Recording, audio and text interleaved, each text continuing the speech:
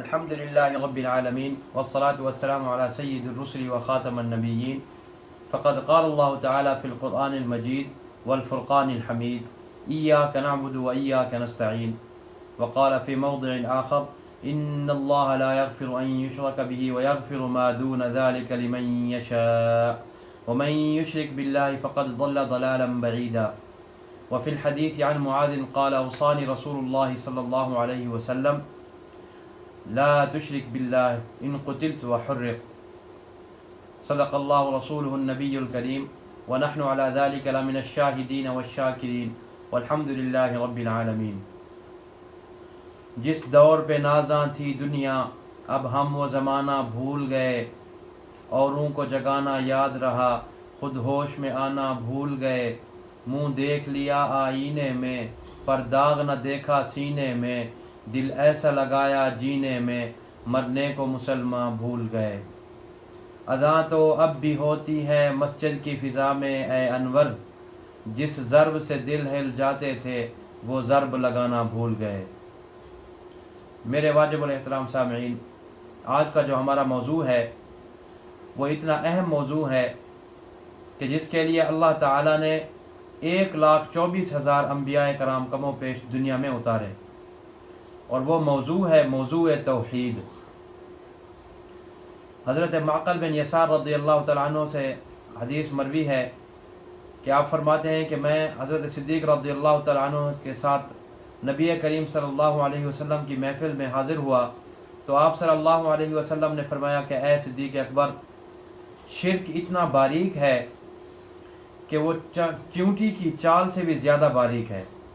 یعنی چیونٹی کو ہم چلتا تو دیکھ سکتے ہیں لیکن اس کے بھنک، اس کی آہٹ ہم نہیں سن سکتے کہ وہ چل کس آواز سے رہی ہے.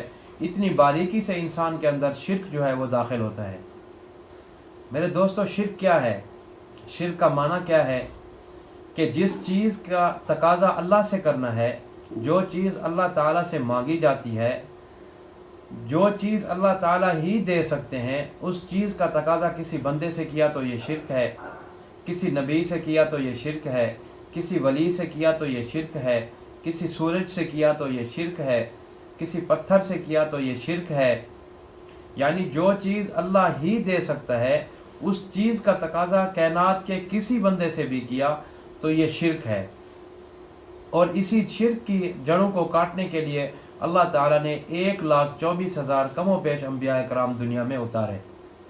ہر پیغمبر کا کلمہ ایک تھا، نام بدلتا رہا، دعوت ایک رہی، نمازوں کا طریقہ بدلتا رہا، حج کا عنوان بدلتا رہا، روزے کی کیفیت بدلتی رہی، لیکن تمام انبیاء کرام یعنی حضرت آدم علیہ السلام سے لے کر نبی کریم صلی اللہ علیہ وسلم تک لا الہ الا اللہ ایک رہا.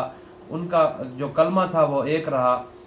مثلا ایک مثال کے طور پر حضرت آدم علیہ السلام آئے تو کلمہ تھا لا الہ الا اللہ، آدم صفی اللہ، لا الہ الا اللہ، نوح نجی اللہ، لا الہ الا اللہ، ابراہیم خلیل اللہ، لا الہ الا اللہ، موسیٰ کلیم اللہ، لا الہ الا اللہ، محمد الرسول اللہ.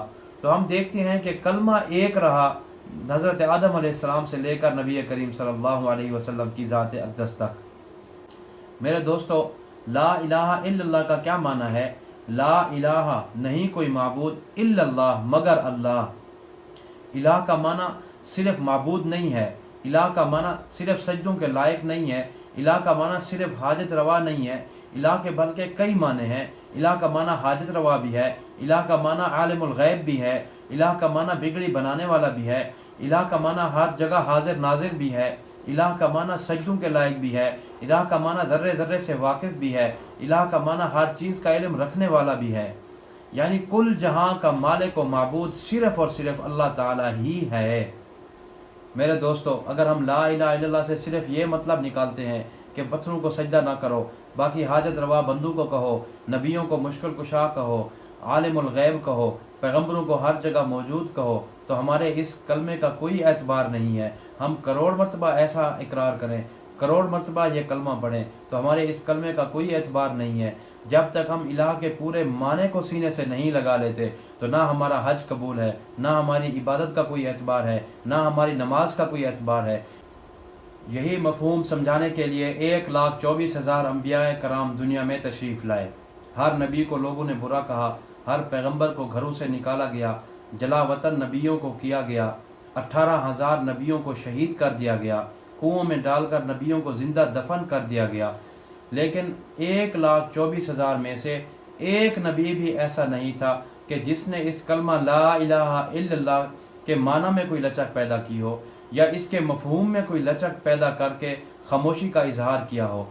ہر پیغمبر اسی کلمہ لا الہ الا اللہ کے مفہوم کو سمجھانے کے لیے دنیا میں تشریف لایا تاکہ ساری انسانیت اپنے ماتھے کو ساری کائنات کے دروازے سے ہٹا کر ایک اللہ کے دروازے پہ جھکائے، اور تاکہ ساری کائنات ایک قانون کے علاوہ باقی تمام قوانین کو مسترد کر دے، ایک دروازے کے علاوہ سارے جہان کے دروازوں کو چھوڑ دے۔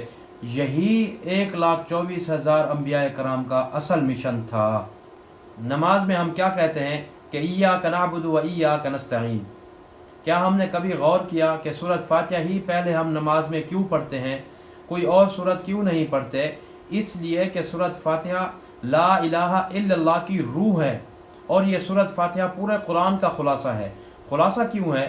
اس لیے کہ اس کے اندر ایک ایسا کلمہ ہے جو لا الہ الا اللہ کے حقیقی مفہوم کو ادا کر رہا ہے، اور وہ کلمہ ہے ایاک نعبد و ایاک نستعین، کہ یا اللہ ہم عبادت کرتے ہیں تیری ہی اور مدد مانگتے ہیں تجھ سے ہی، یعنی تیرے سوا کسی کی عبادت نہیں کرتے اور نہ ہی تیرے سوا کسی سے مدد مانگتے ہیں۔ خدا کے سامنے نماز میں اقرار کرتے ہیں کہ ہم یا اللہ تیرے علاوہ کسی کی مدد نہیں چاہتے، اور باہر جا کر پیروں سے مدد مانگتے ہیں، ولیوں سے مدد مانگتے ہیں، نبیوں سے مدد مانگتے ہیں، اور اقرار ہمارا ہے کہ ایاک نعبد و ایاک نستعین۔ عمل ہمارا یہ ہے کہ غیروں سے مدد مانگتے ہیں۔ جب تک اس دوغلے پن کو، اس منافقت کو چھوڑ کر ہم نبیوں کے ایک مشن پہ قائم نہیں ہو جاتے، تب تک نہ ہماری نماز کا اعتبار ہے نہ ہماری عبادت کا اعتبار ہے۔ اس دوغلے پن کو چھوڑنا ہوگا، تب جا کر ہماری دعا قبول ہوگی اور ہماری نماز قبول ہوگی۔ میرے واجب الاحترام سامعین، اب ہم دیکھتے ہیں کہ جب انبیاء کرام پر مشکلیں آئیں، انبیاء کرام پر جب مشکل وقت آیا تو انہوں نے کس ہستی کو پکارا، کس ذات کو پکارا؟ تو جب حضرت آدم علیہ السلام اور ان کی بیوی پر مشکل وقت آیا تو دعا مانگی کہ اعوذ باللہ من الشیطان الرجیم، قال ربنا ظلمنا انفسنا وان لم تغفر لنا وترحمنا لنکونن من الخاسرین۔ اسی طرح حضرت نوح علیہ السلام پر جب مشکل وقت آیا فدعا ربه انی مغلوب فانتصر۔ اسی طرح جب حضرت ایوب علیہ السلام پر مشکل وقت آیا وَأَيُّوبَ إِذْ نَادَى رَبَّهُ أَنِّي مَسَّنِيَ الضُّرُّ وَأَنْتَ أَرْحَمُ الرَّاحِمِينَ۔ اسی طرح جب حضرت یونس علیہ السلام کو کشتی سے گرا دیا گیا اور یہ سیدھا مچھلی کے پیٹ میں چلے گئے، مچھلی نے اپنے پیٹ میں لے لیا، ان کو نگل لیا، تو اس مچھلی کے پیٹ کے اندھیرے میں بھی حضرت یونس علیہ السلام نے کس کو پکارا؟ وَذَا النُّونِ إِذْ ذَهَبَ مُغَاضِبًا فَظَنَّ أَن لَّن نَّقْدِرَ عَلَيْهِ فَنَادَىٰ فِي الظُّلُمَاتِ أَن لَّا إِلَٰهَ إِلَّا أَنتَ سُبْحَانَكَ إِنِّي كُنتُ مِنَ الظَّالِمِينَ۔ تو میرے دوستو، ہم دیکھتے ہیں کہ تمام انبیاء کرام نے جب بھی مشکل وقت آیا تو صرف اور صرف اللہ تعالیٰ کی ذات کو ہی پکارا۔ ایک آخری بات کہہ کر میں اس پروگرام کا اختتام کرنا چاہوں گا کہ حضرت سلمان رضی اللہ تعالیٰ عنہ سے روایت ہے کہ آپ صلی اللہ علیہ وسلم نے ایک مرتبہ فرمایا کہ آپ سے پہلی امتوں کے اندر 2 شخص ایسے تھے کہ ان میں سے ایک شخص مکھی کی وجہ سے جہنم میں چلا گیا اور ایک شخص مکھی کی وجہ سے جنت میں چلا گیا۔ تو صحابہ کرام نے عرض کی یا رسول اللہ صلی اللہ علیہ وسلم، یہ کیسے ہو سکتا ہے کہ ایک شخص مکھی کی وجہ سے جہنم میں جائے اور دوسرا شخص اسی مکھی کی وجہ سے جنت میں چلا جائے؟ تو آپ صلی اللہ علیہ وسلم نے فرمایا کہ آپ سے پہلی امتوں کے اندر راستے پر ایک بت خانہ ہوا کرتا تھا، اس کے محافظ جو بھی بندہ وہاں سے گزرتا، اس کے محافظ جو ہیں وہ ان کو یہ مجبور کرتے کہ اس کے لیے کوئی نہ کوئی قربانی دو، تو یہ جو دوست یا دو آدمی یہ جا رہے تھے وہاں سے، ان کو روک لیا گیا، اور شرط یہ تھی کہ کوئی نہ کوئی اس بت خانے کے لیے کوئی نہ کوئی چیز آپ دو، قربانی دو اس کے لیے، پھر آپ کو ہم یہاں سے جانے دیں گے۔ تو ان میں سے ایک شخص نے کہا کہ ہمارے پاس تو کچھ بھی نہیں ہے۔ تو انہوں نے کہا کہ بھائی آپ مکھی پکڑ کے بھی اس کو قربان کر سکتے ہیں، مار دے، آپ چلے جا سکتے ہیں۔ تو ایک شخص نے وقت بچانے کے لیے، جلدی میں تھا یا جو بھی اس کا مسئلہ تھا، اس نے ایک شخص نے جو ہے نا وہ مکھی مار دی، تو انہوں نے اس کو جانے دیا۔ تو آپ صلی اللہ علیہ وسلم نے فرمایا کہ یہ جہنم میں چلا گیا۔ تو دوسرا شخص تھا، جب اس کو کہا گیا کہ کم از کم مکھی مارو، تو اس نے کہا کہ میں اللہ تعالیٰ کے سوا کسی اور کے در پر کسی چیز کو مارنا، کسی چیز کی قربانی دینا میں حرام سمجھتا ہوں، میں نہیں دیتا۔ تو انہوں نے اس کو مار دیا، یعنی اس کو شہید کر دیا۔ تو آپ صلی اللہ علیہ وسلم نے فرمایا کہ یہ بندہ جنتی ہے۔ تو میرے دوستو، ہم دیکھتے ہیں کہ مکھی کی وجہ سے ایک شخص جہنم میں چلا گیا اور مکھی کی وجہ سے ایک شخص جنت میں چلا گیا۔